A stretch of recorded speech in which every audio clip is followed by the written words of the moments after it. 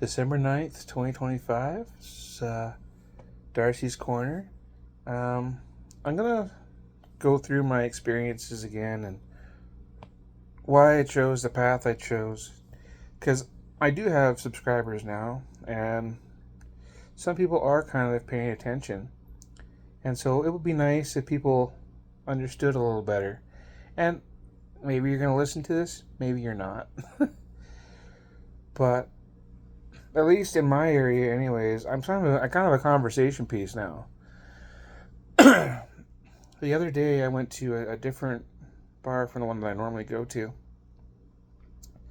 and I was sitting there talking with a couple of people, like, "Oh yeah, we seen you up on stage the other day, and you were up there in a dress and heels, and you look good." Now they were being nice, like, "Yeah, this is an interesting lifestyle you chose," and they just don't understand, right? It's not a lifestyle; it's a life. I didn't choose to be trans. I chose not to when things got really tough and I didn't want to be here anymore. Like, it shouldn't have to come down to that, by the way. It doesn't for everybody. But for some of us, it's like either you're going to do this or you're just not going to be here anymore, and those are your choices. Does that sound like a lifestyle to you?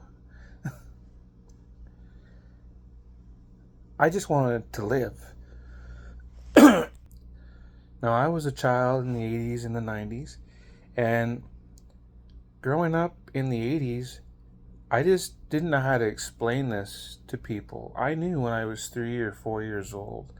There was a commercial on TV. I don't remember exactly what it was for. I just remember it was neon and it was flashy, and whatever it was, I wanted it. And whenever that commercial came on, I would look at it all googly eyed, "Ooh, I want that." And my parents would say, "That's not for you, that's for girls." And every time they did that, I said, "I'm a girl." Sometimes I would say it aloud to them, sometimes I just say it in my head, but that was how I knew I was a girl. Because I wanted that thing that I saw on TV, and apparently it was for girls. I thought, well, I can be a girl if I want to.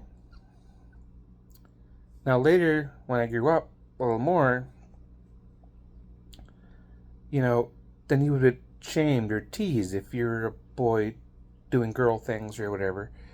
And so then you learn to hide that.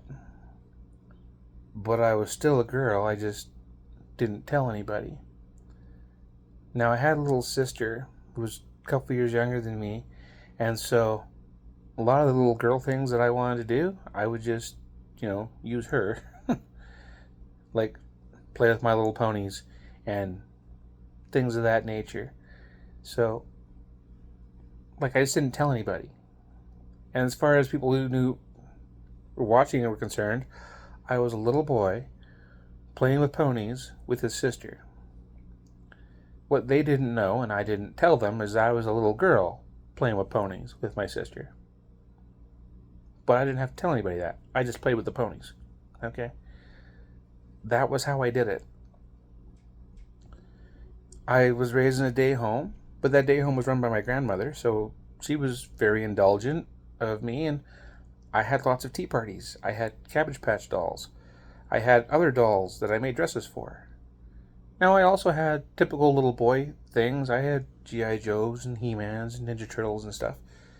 I had a variety pack of toys to play from. And whenever I would slip into girl mode, I wouldn't tell anybody. I would just do it. So even though my hair was short, I was a little girl. But that was one thing that I loved as a kid, or wanted to do as a kid, is have someone play with my hair. Because I used to I had this friend named Christina, and she played with my sister's hair all the time. And I was so jealous of my sister's hair. But I didn't tell anybody, and I didn't know how to explain it, and I didn't know why I had to have short hair while she had to have long hair. But I wanted the hair my sister had.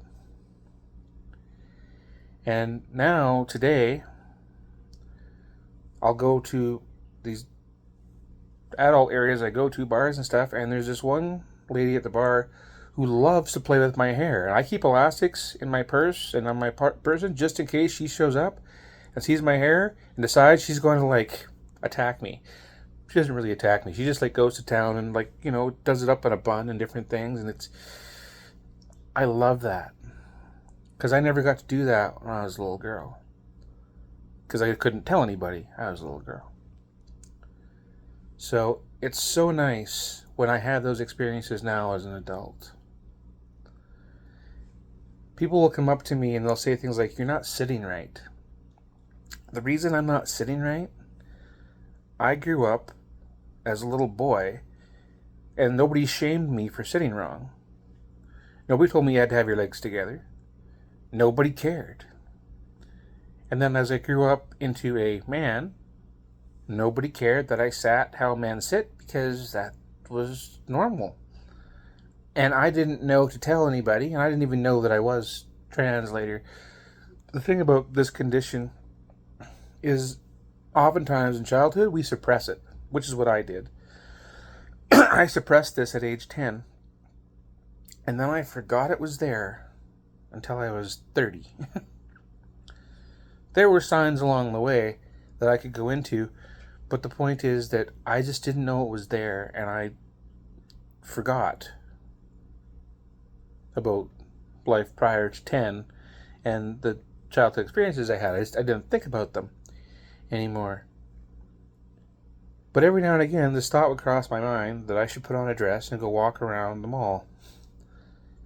And then, as I'm approaching 30, I'm like, why is that thought always there? Or often there? I should figure out what that thought means.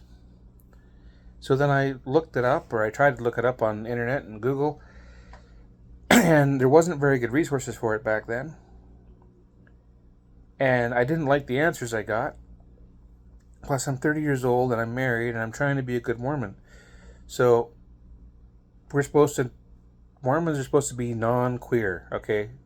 Queerness is against the Mormon code for a very long time. Like, they're a little more accepting now, but it did not used to be that way. So, I didn't know what it was. And then by the time I figured out what it was, I was 30 and married and had a family. It's hard to fix that then, without hurting people. I have more to say in the subject, but this video is getting long and I don't want to bore people. So maybe I'll make a part 2, or maybe I'll do a different one tomorrow. But this is a complex condition, but it's not a lifestyle. And it's not a choice. It's just what I have to deal with. I'm doing the best I can with what I got. And it really helps me when people say positive things to me and encourage me in my environment. So if you're one of those people, thank you.